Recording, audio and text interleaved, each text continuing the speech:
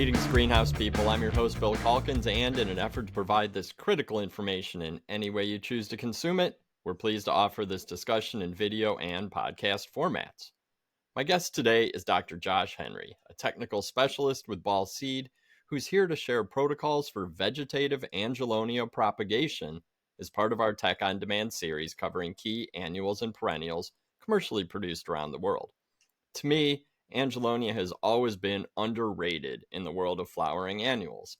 It's heat and drought tolerant, deer and rabbits don't like it, and it comes in all sorts of formats from tall and spreading to short and more prostrate, and works great in landscapes and containers. But like many crops, producing to the high quality standards requires your attention to detail and specific protocols to avoid losses. Josh is here to help reduce the risk in this process. If you like this installment, be sure to subscribe to the Tech on Demand podcast on your favorite podcast app and find dozens of Tech on Demand videos on the Ball Seed YouTube channel. But that's enough out of me. Josh, welcome back to Tech on Demand. I'm going to turn it over to you to take our viewers and listeners through propagation tips and tricks for vegetative Angelonia. Perfect. Thanks a lot, Bill. Glad to be here. So overall, Angelonia is a fairly easy crop to propagate, but there are a couple of different concerns that we're going to talk about in the next couple of minutes here so that you can produce a nice, robust, and healthy liner. As a little bit of background for Angelonia, the majority of the current genetics that are out on the market are vegetative, though there are a few seed varieties out there. There are Serena and Serenita from Pan American, but for this presentation, we are going to focus solely on the vegetative varieties that are out there on the market.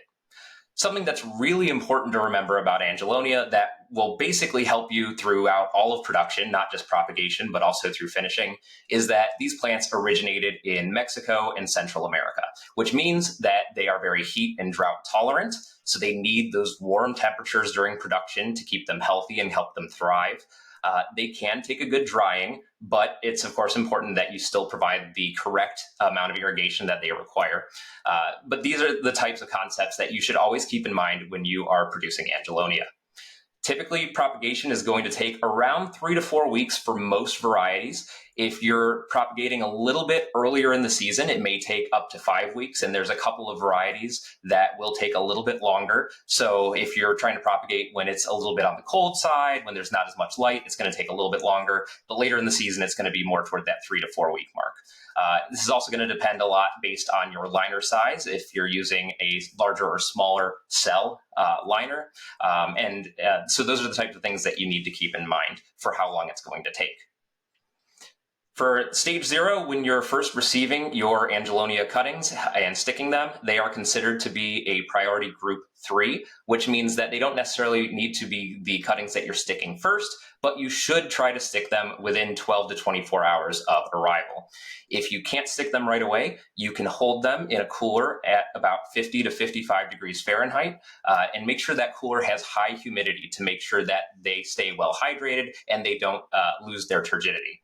If they do have any dehydration issues, you can rehydrate by dipping the cuttings, or if you have a fog system, that can really help to rehydrate those cuttings. There's a link on the slide there for a document on best management practices for URC hydration. And once you are able to stick those cuttings, you're going to want to stick them in ellie pots or some kind of basic propagation media. Common tray sizes are going to range from about a 50 cell to a 105. Substrate pH is going to be pretty standard, 5.8 to 6.2. Substrate EC also fairly standard, around 0.75 millisiemens per centimeter. And generally speaking, we don't need to use any rooting hormone. Moving into stage 1, which is where we're going from stick to a callus cutting. That callus is typically going to occur in about 5 to 7 days, though that can vary a little bit. For environmental conditions, as I mentioned, these plants come from a place where they really enjoy warm temperatures. So we need to make sure that during propagation, they have good warm temperatures. In the substrate, you want to maintain temperatures of about 72 to 74 Fahrenheit. Day temperature for the ambient air is going to be somewhere around 75 to 80 degrees Fahrenheit, and night temperatures are going to be in the range of 68 to 70 degrees Fahrenheit for optimal temperatures during that stage 1 production. For light, of course, during stage 1, we tend to have lower light levels. The general recommendation is going to be about 200 to 250 micromoles per square meter per second. And if you're looking at it from the standpoint of daily light integral, or DLI, you're going to want to accumulate about 4 to 6 moles per day. You're going to have your mist on for the first 8 to 10 days of production, so a little bit past when you start seeing that callus. If you see that the cuttings are starting to look a little pale, a little chlorotic, you can start foliar fertilizing even in stage 1 with about 50 to 75 parts per million nitrogen from a 15015 or similar fertilizer that has a lot of great nitrate-based nitrogen. So somewhere in that range is a good place to start. It's not necessary, but it is something that you can implement, especially if you see those symptoms of yellowing. This is also a great opportunity for you to come in with an initial fungicide application using something like a Daconil weather stick, which is chlorothalonil. And the benefit of that weather stick is that it has great adhesion onto the leaf surface, so it doesn't wash off easily when you are running your mist cycles. And another great option is Pageant Intrinsic, which there's been some research that seems to indicate that not only is it great for keeping away your main fungal pathogens like botrytis, but it also does seem to stimulate rooting in some species. So those are 2 really great options for you to consider. Moving on to stage 2, which is when you have your callus to when you have a nice rooted cutting. That's going to take roughly 7 to 9 days, depending on the time of year and your environmental conditions. But as you move into stage 2, you're going to maintain your air temperatures to be roughly the same. You're going to want to decrease your root zone temperatures a couple of degrees down to about 68 to 70 degrees Fahrenheit. We're going to increase light levels as they start putting out roots. We want to increase those light levels to about 300 to 600 micromoles per square meter per second, which if you're looking at it from a DLI standpoint is going to be about 12 moles per day. For fertilizer, you want to increase your fertility to about 100 to 150 parts per million nitrogen from something like a 15-5-15 or similar, something like 17-5-17 would also be appropriate. Really, your main goal here should be to use something that's very high in nitrate nitrogen compared to ammoniacal nitrogen to help make sure that you keep those plants compact and you don't end up with a really tall, leggy liner. At this point, you can also start drying that substrate a little bit. If you're looking at different moisture levels, you can bring it down from a level 4, which is mostly saturated but not fully saturated, down to about a level 3. And so by doing that, you'll really help to encourage those roots to push down to the bottom of the cell, and they should reach the bottom of the cell by about 14 days after stick. Moving into stage 3, where we're trying to really push that root and top growth on those liners, the environmental conditions are mainly going to stay the same as they were in stage 2. We're going to maintain those very nice warm air ambient temperatures. We're going to also maintain those fairly warm root zone temperatures. Light is still going to be similar, as well as fertility. The big difference here is we are going to continue to try and dry those cells out a little bit between each irrigation, going from a level 4 down to a level 2. This is also a good point to mention. A lot of the culture guides for the different varieties that are out there on the market will recommend doing a pinch at this stage of production.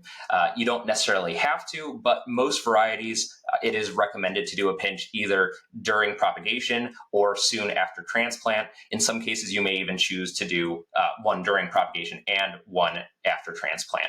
But if you choose to do a pinch in propagation, you want to do that typically around 18 to 21 days after stick, and you want to leave about 3 to 4 nodes below your pinch to make sure that you get some appropriate branching, as you can see here, where you've got a cutting that has nice, good branching compared to a liner that is very upright and has very, very poor branching.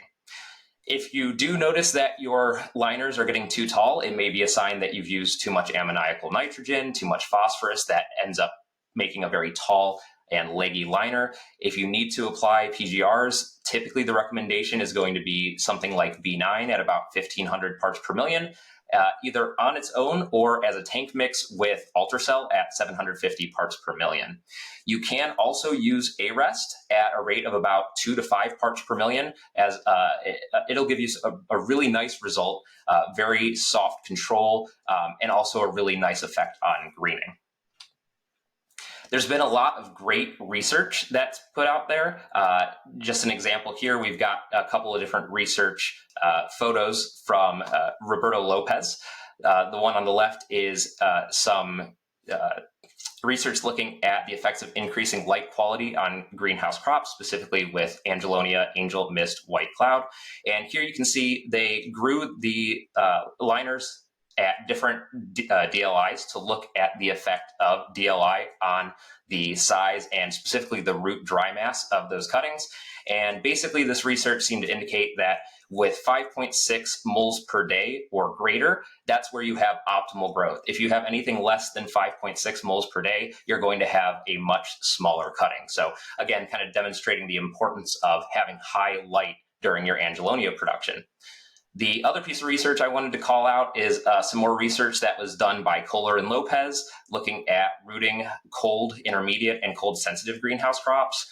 And in this study, they looked at the combination of the ambient air temperature as well as the root zone temperature to see their effects on rooting and plant size. And of course, when you have higher air temperatures, 70 versus 60, and higher root zone temperatures, 80 versus 75 or 70, we saw much larger plants here. So really great research that indicates that for Angelonia, you really want to have those good temperatures and those high light levels. Moving on to stage 4, which is where you're going to tone your liners and get them ready for transplant.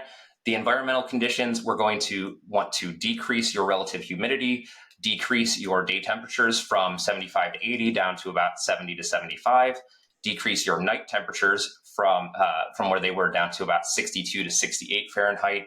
Again, maintain your light levels of about 300 to 600 micromoles. For fertility, you're probably going to want to increase your fertility a little bit from 100 to 150 up to about 150 to 200 parts per million nitrogen, again, from that high nitrate fertilizer, something like a 15-5-15. And we're still going to want to take our irrigation from a level 4 and bring it down to a level 2 before irrigating again. This is also a good point to do a pre-ship or pre-transplant fungicide application, just to keep away the botrytis or any other of those fungal pathogens that we worry about. And one of the really big main points I want to leave you with is to not hold these liners either cold or hungry. As I mentioned before, Angelonia need very warm temperatures or else they will run into issues of lower leaf yellowing, basically because when you have those cold temperatures, it inhibits root function and prevents them from taking up the nutrients they need. So it's really important to hold them at least 60 Fahrenheit or warmer. And if you are holding them, you need to make sure that you're continually providing fertilizer to make sure that you don't run into any issues with specific nutrient deficiencies. And with that, thank you very much, and I will pass it back to Bill.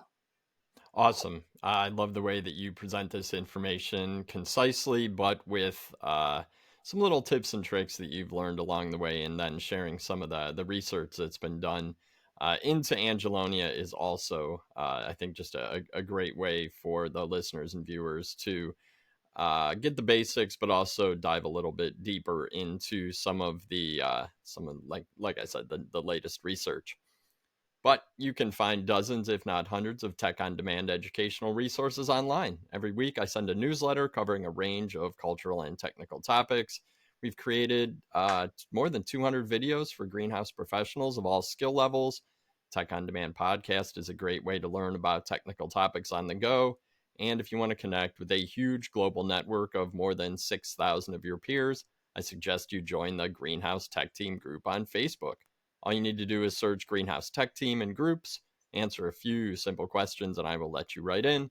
But Josh, thank you so much for your time. I know we're going to talk again soon because there are plenty more key crops to cover, and we've got to finish Angelonia. So thank you so much, Josh. Perfect. Thanks, Bill. I'm Bill Calkins with Tech on Demand, and on behalf of our entire team, thanks for listening, thanks for watching, and take care out there.